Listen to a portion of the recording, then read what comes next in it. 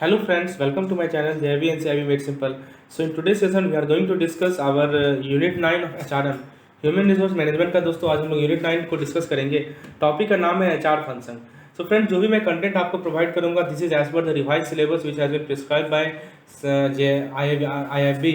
सो IFB के द्वारा prescribe जो हमारा नया सिलेबस है उसके अकॉर्डिंगली मैं आपको कंटेंट प्रोवाइड कर रहा हूँ।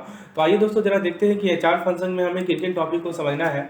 तो दोस्तों एज पर सिलेबस हमें समझना है कि एचआर प्लानिंग क्या होता है, ह्यूमन रिसोर्स प्लानिंग क्या होता है, फिर हमें देखना है कि रिक्रूटमेंट एंड सिलेक्शन क्या होता है दोस्तों, फिर हमें देखना है कि टेक्नोलॉजी का क्या इम्पैक्ट है क्रिटिकल एचआर फंक्शन पे। Then after we will see social media policy for organisation need and content. Then we will see compensation, फिर हम लोग इंसेंटिव बेस्ड कॉम्पेंसेशन को देखेंगे, फिर हम लोग एट्रिशन को समझेंगे और लास्टली हम लोग employ risk assessment system in bank को समझेंगे। So these are the topic that we are going to discuss in this particular unit. Before beginning this lesson, let me introduce you to our CIB 2023 program. So this is basically a paid program which is launched as per the new syllabus. We are covering all these 5 topics, that is AVM, BFM, BRBL, AVFM and elective paper is HRM. So what you will get? You will get unit wise theory videos, you will get unit wise theory PDF, and you will get unit wise theory MCQ, unit wise MCQs both in the form of PDF and videos. So these are the things that we will provide, and also we will have Telegram channel for quizzes discussion. So friends, we have following two plans available to avail this paid course. So first plan is regarding video plus PDF. It costs rupees 799 for each compulsory subject and 449 for elective paper. And for PDF the cost is rupees 299 per compulsory subject and 199 for elective paper. And if you purchase all these 5 subjects content together, then 20% off on both the plan 1 and plan 2. So if you want to get more detail regarding this, kindly WhatsApp me on the number soon. So I will provide you the detail thereof. Now let's begin our today's session. आइए दोस्तों हम लोग आज के session को continue करते हैं। तो फ्रेंड्स, पहला चीज़ जो हमें समझना है वो है ह्यूमन रिसोर्स प्लानिंग। सो दोस्तों देखिए, यदि आपको एक टास्क दिया जाए कि आप एक नया ह्यूमन रिसोर्स डेवलपमेंट डिपार्टमेंट को बनाइए, ठीक है, मतलब आपको एक नया ह्यूमन रिसोर्स डिपार्टमेंट को इस्टेब्लिश करना है, सेटअप करना है किसी स्मॉल कंपनी में, तो कहाँ से आप शुरुआत कीजिएगा बताइए। तो ये जो टास्क है दोस्तों बहुत ही डाउंटिंग भी हो सकता है, ठीक है, लेकिन इम्पॉसिबल नहीं है। ऐसा नहीं है कि इम्पॉसिबल है, this is daunting but not impossible. तो यदि आप कुछ टिप्स को फॉलो करेंगे तो आपके लिए टास्क आसान हो सकता है। तो आप कुछ बेसिक सवाल पूछेंगे, राइट। पहला कि क्यों हम एचआर डिपार्टमेंट को सेटअप करें, what is the need of HR department. फिर दूसरा सवाल आप ये पूछेंगे कि क्या क्या डेवलपमेंट है उस ऑर्गेनाइजेशन बिलीव करती है कि एचआर डिपार्टमेंट को ज़रूरत है, मतलब एचआर डिपार्टमेंट के द्वारा कौन कौन सा डेवलपमेंट करवाना चाहती है। तीसरा सवाल आप पूछेंगे कि एचआर डिपार्टमेंट के द्वारा एक्सपेक्टेशन क्या है और कैसे ये फंक्शन करेगा सक्सेस के कंट्रीब्यूशन में। और फिर लास्ट सवाल है कि क्या ये वैल्यू एडिशन में हेल्प करेगा। So these are the few questions that are asked कि एचआर डिपार्टमेंट क्यों सेटअप करें, एचआर डिपार्टमेंट से क्या एक्सपेक्टेशन है, क्या ये वैल्यू एडिशन करेगा।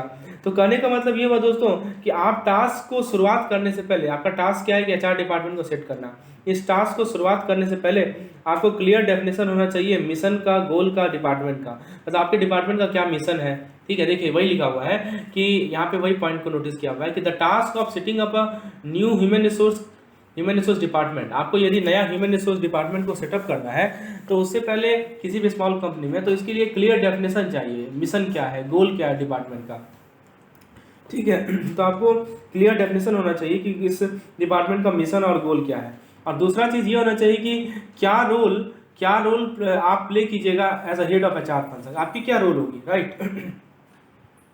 तो these are the two questions that we need to tackle. The first is what is the mission and goal of department of HR and the second is what is our role.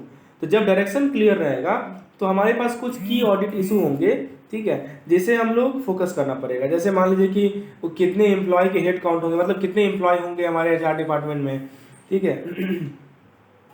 फिर क्या documentation उनके personal detail के regarding complete है या नहीं है, क्या ये सभी चीज़ें उनके पर्सनल फाइल में है या नहीं है, क्या किसी ने पॉलिसीज एंड प्रोसीड्यूर फ्रेम किया है कि नहीं, क्या policy and procedure up to date है या नहीं, क्या वो फॉलो किया जा रहा है या नहीं, क्या कंपनी के पास एम्प्लॉय हैंडबुक है और उसमें सारे रूल्स एंड रेगुलेशन कम्युनिकेट किए गए हैं एम्प्लॉय को। ये सभी सवाल हैं दोस्तों जो ऑडिट प्रोसेस में पूछे जाते हैं।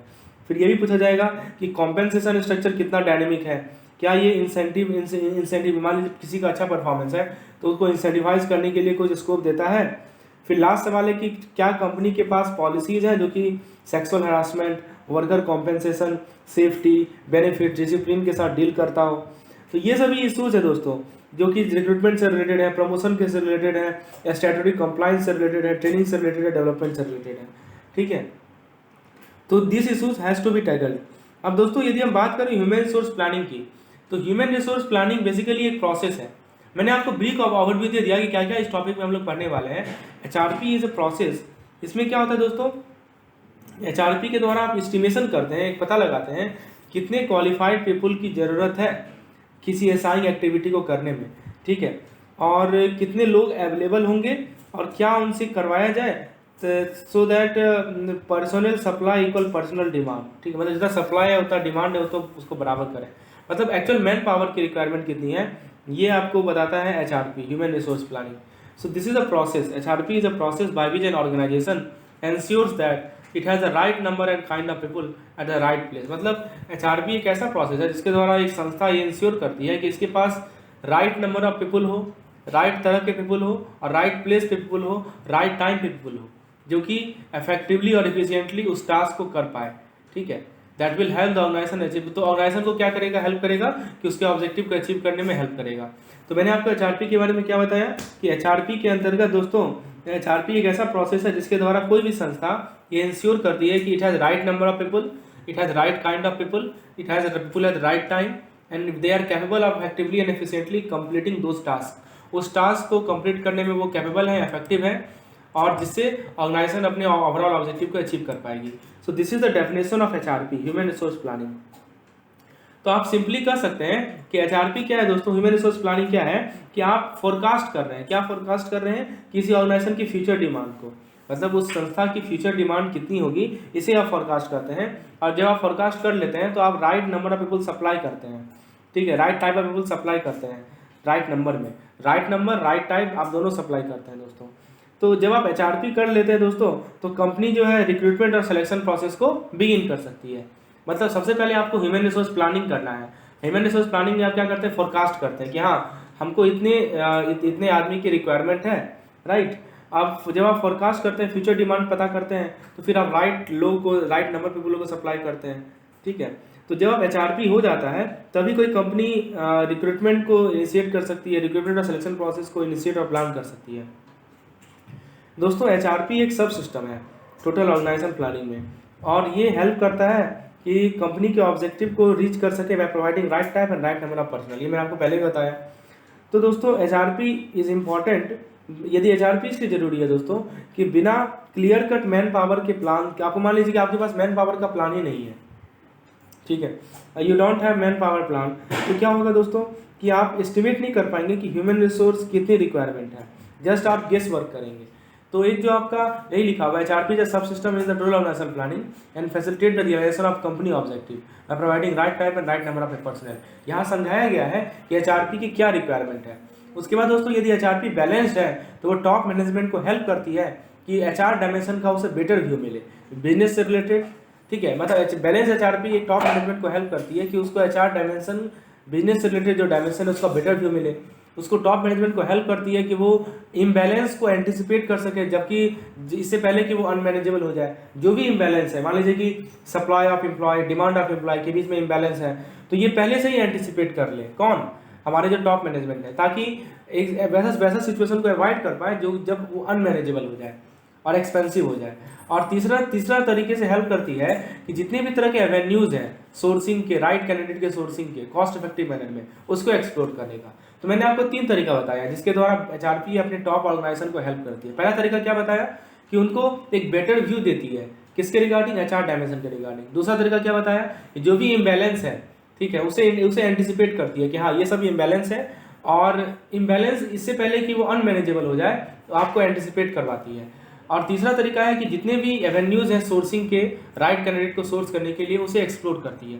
सो these are the 3 way through which balance HRP help the top management.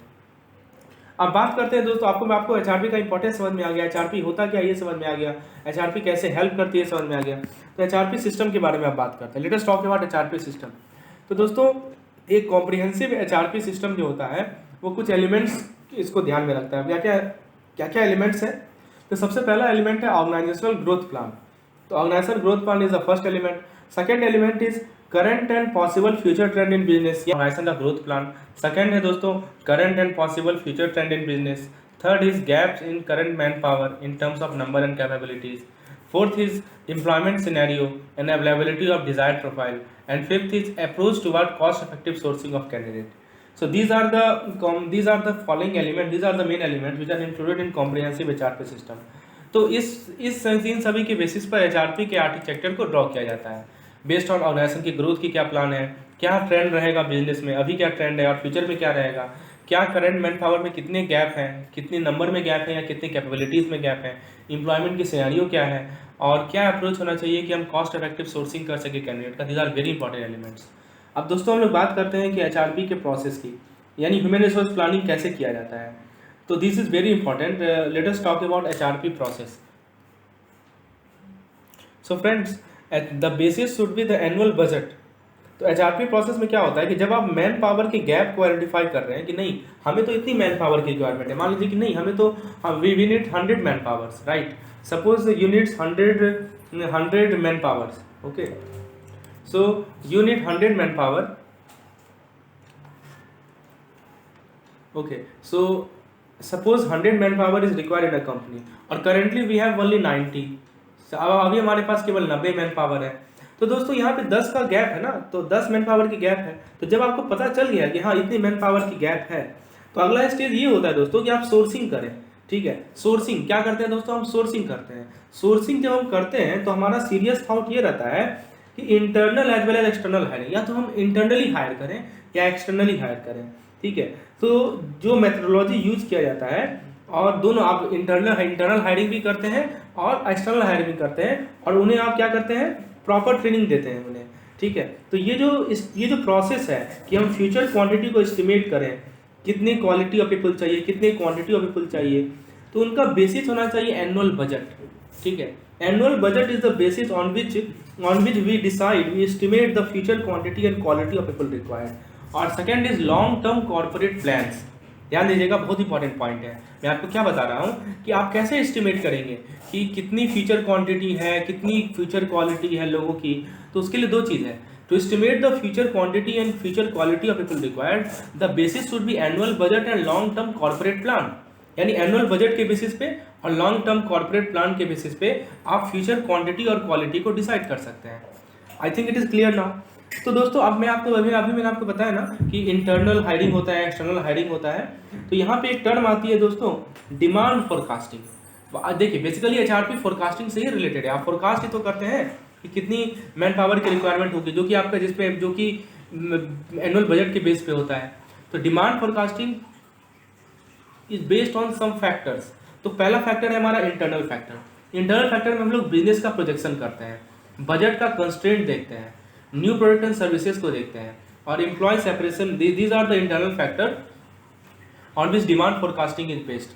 कि दोस्तों हम ये देखते हैं कि बिजनेस की क्या प्रोजेक्शन है, हम ये देखते हैं कि बजट में कितना कंस्ट्रेंट है, नया प्रोडक्ट एंड सर्विसेज हमारे पास क्या है, और एम्प्लॉय का सेपरेशन क्या है। All this thing are part of internal factor. यदि हम एक्सटर्नल फैक्टर की बात करें तो हम ये देखते हैं दोस्तों, कॉम्पिटिटिव इन्वायरमेंट है, द जॉब मार्केट की क्या सिनेरियो है, इकोनॉमिक क्लाइमेट क्या है दोस्तों, टेक्नोलॉजी में क्या चेंजेस आए हैं, और सोशल फैक्टर्स क्या है। So these are all are included in external factor.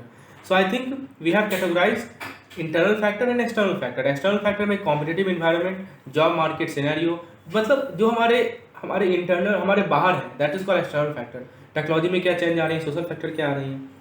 अब दोस्तों मैन पावर को कैसे फोरकास्ट किया जाए, what are the techniques that we have to forecast the man power. तो दोस्तों आपको मैनेजर्स को, खासकर मैनेजर्स को क्विक मैनेजमेंट जजमेंट लेना पड़ता है, ठीक है। तो बेस्ड ऑन सिंपल असेसमेंट, ठीक है। तो एक तरीका है दोस्तों स्टडी पास्ट रेशियो, यानी आप पिछले रेशियो को स्टडी कीजिए और फिर आप फ्यूचर रिक्वायरमेंट को फोरकास्ट कीजिए। कुछ अलाउंस भी रखिए ऑर्गेनाइजेशन के प्रायोरिटी के लिए। देख रहे हैं, पहला तरीका है हमारे पास फोरकास्टिंग का, वो है स्टडी पास्ट रेशियो। मैनेजर्स जो है उन्हें पास्ट रेशियो को देखना चाहिए, पढ़ना चाहिए, और फिर फ्यूचर के डिमांड को फोरकास्ट करना चाहिए। सो this is one method, okay. So the first method that I have told you is to study past ratio and forecast future requirement. कुछ अलाउंस भी डालिए ऑर्गेनाइजेशन प्रायोरिटी के लिए। And the second technique that we have is work study technique. Work study technique जो है ये outdated हो गया है, लेकिन अभी भी ये जो है आपको number of routine activities in new area, जैसे मान लीजिए कि बीपीओ ऑपरेशन है, बिजनेस प्रोसेस आउटसोर्सिंग करते हैं, जैसे बीपीओ ऑपरेशन है, जहाँ पे प्रोडक्टिविटी आप मेजर करते हैं number of calls per hour. पता है ना आपको बीपीओ में क्या होता है कि 1 घंटा में कितना कॉल आया, उस बेसिस पे प्रोडक्टिविटी मेजर किया जाता है, ठीक है, इसे ही हम लोग कहते हैं बीपीओ। तो ये वर्क स्टडी टेक्निक है जिसके द्वारा आप मैन पावर को फोरकास्ट कर सकते हैं। ये आपको बताता है कि बीपीओ ऑपरेशन वाले एरिया में, ठीक है, कितनी मैन पावर चाहिए। उसके अलावा दोस्तों थर्ड टेक्निक है हमारे पास डेल्फाई टेक्निक। एक आपको मैंने बताया स्टडी पास्ट रेशियो को पढ़ना, दूसरा तरीका बताया वर्क स्टडी टेक्निक, तीसरा तरीका है दोस्तों डेल्फाई टेक्निक। डेल्फाई टेक्निक में क्या होता है दोस्तों, इसके अंदर आप एस्टिमेट करते हैं अ ग्रुप ऑफ एक्सपर्ट, और जो एचआरपी एक्सपर्ट्स होते हैं वो इंटरमीडिएटरी की तरह काम करते हैं, वो रिक्वायरमेंट को समराइज करते हैं बेस्ड ऑन क्वालिटेटिव असेसमेंट, ठीक है। So these 3 techniques are included in man power forecasting. अब बात करते हैं दोस्तों रिक्रूटमेंट एंड सिलेक्शन की। तो रिक्रूटमेंट एंड सिलेक्शन में आपको बताता हूँ दोस्तों रिक्रूटमेंट क्या होता है। रिक्रूटमेंट एक ऐसा प्रोसेस है जिसमें आप सर्च करते हैं और एप्लीकेंट को ऑब्टेन करते हैं जॉब्स के लिए, from among whom the right people can be selected. तो सबसे पहले आप रिक्रूटमेंट में क्या करते हैं, आप सर्च करते हैं, फिर किसे सर्च करते हैं, एप्लीकेंट को सर्च करते हैं। किस लिए सर्च करते हैं, जॉब के लिए सर्च करते हैं। और जब आपके पास बहुत सारा एप्लीकेंट आ जाता है तो आप राइट पीपल को सेलेक्ट करते हैं।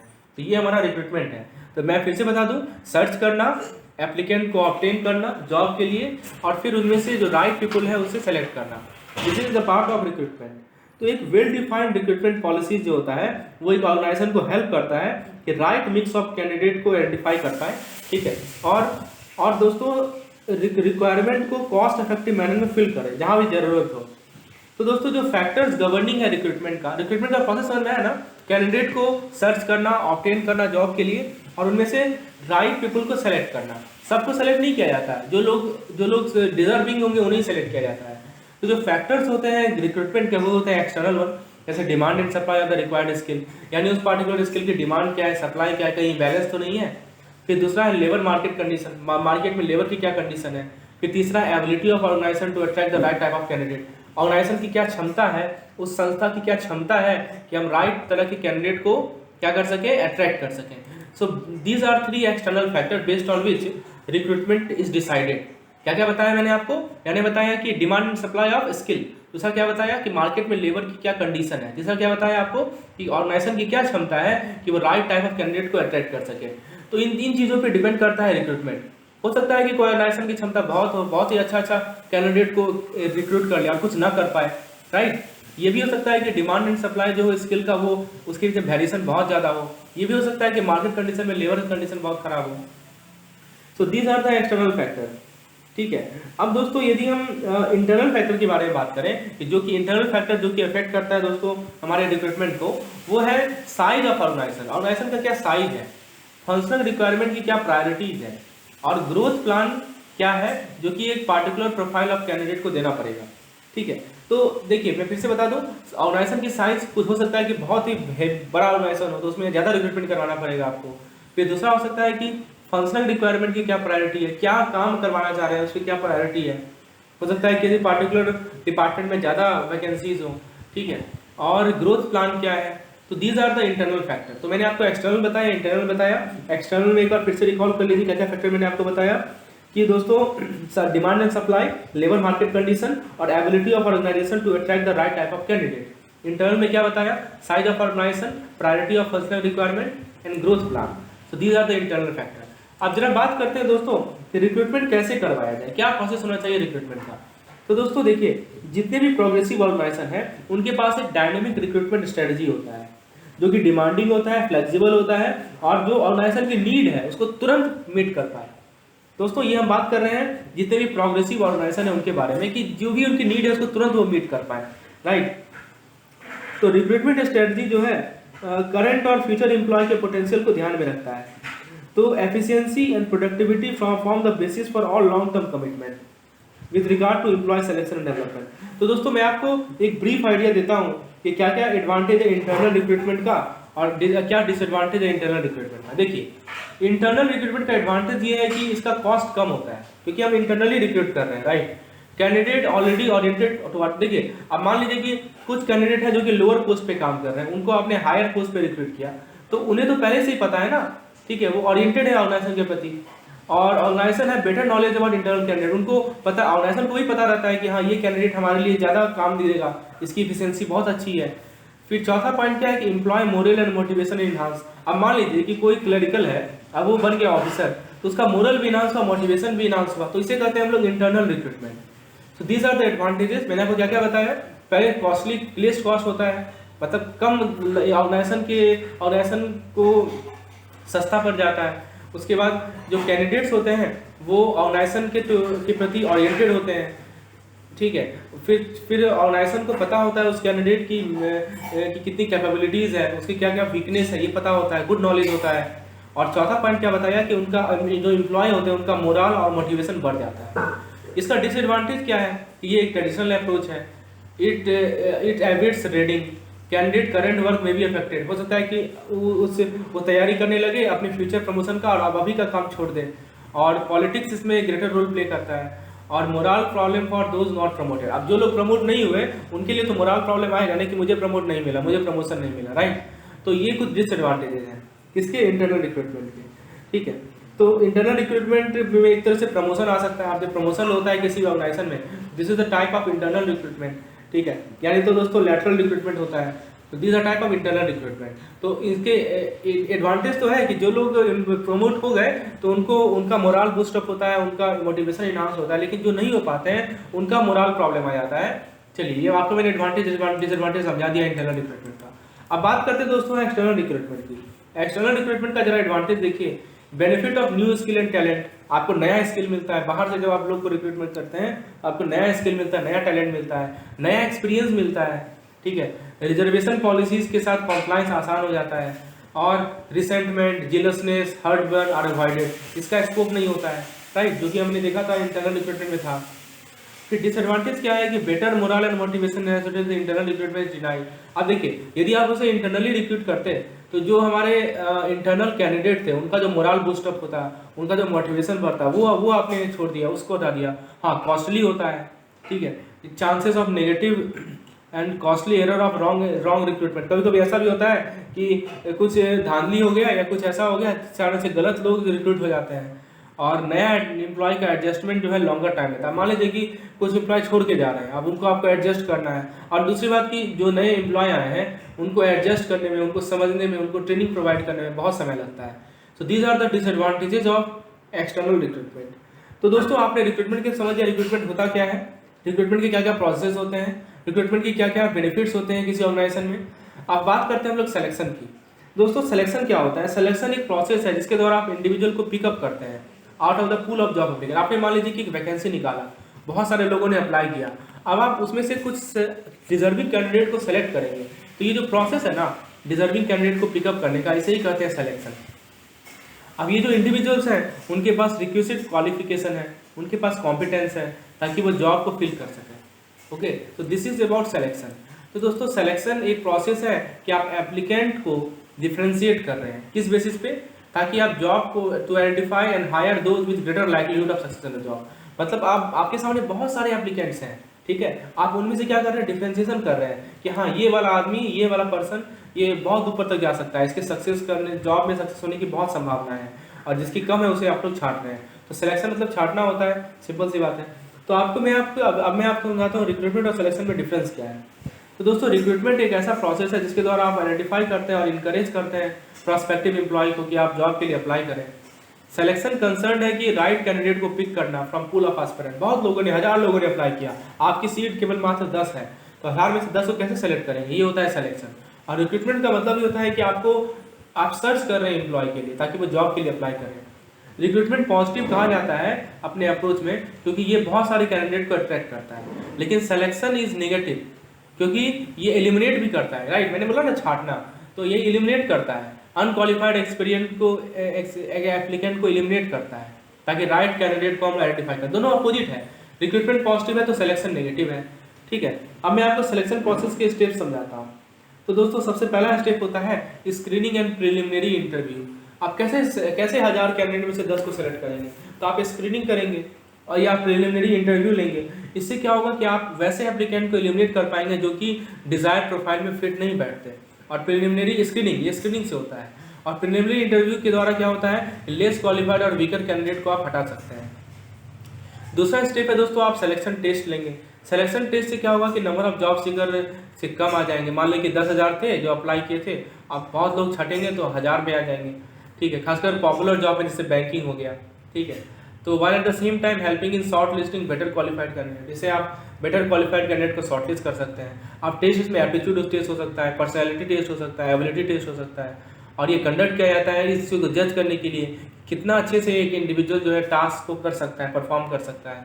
ठीक है, तो ये सभी हमारा पार्ट्स हो गया किसका, सिलेक्शन टेस्ट का। इसके अलावा दोस्तों beside this there are some other test, जैसे इंटरेस्ट टेस्ट, ठीक है, graphology test, medical test, psychometric test, ये सभी टेस्ट भी होते हैं। उसके अलावा दोस्तों पर्सनल इंटरव्यू लिया जाता है। पर्सनल इंटरव्यू में क्या होता है, इंटरव्यू बेसिकली एक फॉर्मल और इन डेप्थ कॉन्वर्सेशन होता है दोस्तों, एप्लीकेंट का और पैनल ऑफ एक्सपर्ट का। पैनल ऑफ एक्सपर्ट बैठे रहते हैं, उनके सामने एप्लीकेंट बैठा रहता है, जिनका पैनल ऑफ एक्सपर्ट का रोल ये होता है कि वो पोटेंशियल कैंडिडेट के प्रोफाइल को एसेस करें और जो कॉम्पिटेंसीज चाहिए उसे मैच करें। इंटरव्यू का बहुत टाइप हो सकता है, 1-to-1 हो सकता है, पैनल इंटरव्यू हो सकता है, सीक्वेंशियल इंटरव्यू हो सकता है। उसके अलावा दोस्तों कुछ इंटरव्यू स्ट्रक्चर्ड और अनस्ट्रक्चर्ड भी होता है, कुछ बिहेवियरल लेवल इंटरव्यू होता है, कुछ स्ट्रेस इंटरव्यू होता है। तो there are different type of interviews. दोस्तों सवाल यहाँ से पूछा जा सकता है, which of the following are type of interview, please remember. अब दोस्तों इसके अलावा जितना ज़्यादा रोल रहेगा, तो जितना हायर रोल रहेगा उतना ही मोर फोकस्ड होगा इंटरव्यू प्रोसेस। अब मान लीजिए कि कोई IPS का इंटरव्यू हो रहा है, कोई IAS का इंटरव्यू हो रहा है, तो ज़्यादा फोकस्ड होगा। फिर चौथा तरीका है कि आप बैकग्राउंड को चेक करेंगे। ठीक है, रेफरेंस चेक करवाते हैं, बैकग्राउंड चेक करवाते हैं, ताकि कैंडिडेट का इन्फॉर्मेशन जो प्रोवाइड किया वो सही है गलत है। रेफरेंस चेक फॉर्मल लेटर से होता है, टेलीफोन कन्वर्सेशन से होता है। ठीक है, तो ये जस्ट एक फॉर्मेलिटी है, लेकिन with recent speed of the data theft from call centre and also possibility of computer hacking एवं the terrorist threat, reference and background check have become more important. आज के समय में ये बहुत जरूरी हो गया है कि आप बैकग्राउंड चेक करें कैंडिडेट का। ठीक है, तो पहला प्रोसेस क्या बताया आपको, स्क्रीनिंग एंड प्रिलिमिनरी इंटरव्यू। दूसरा प्रोसेस क्या बताया आपको, सिलेक्शन टेस्ट। फिर बताया आपको पर्सनल इंटरव्यू। चौथा बताया आपको रेफरेंस एंड बैकग्राउंड चेक।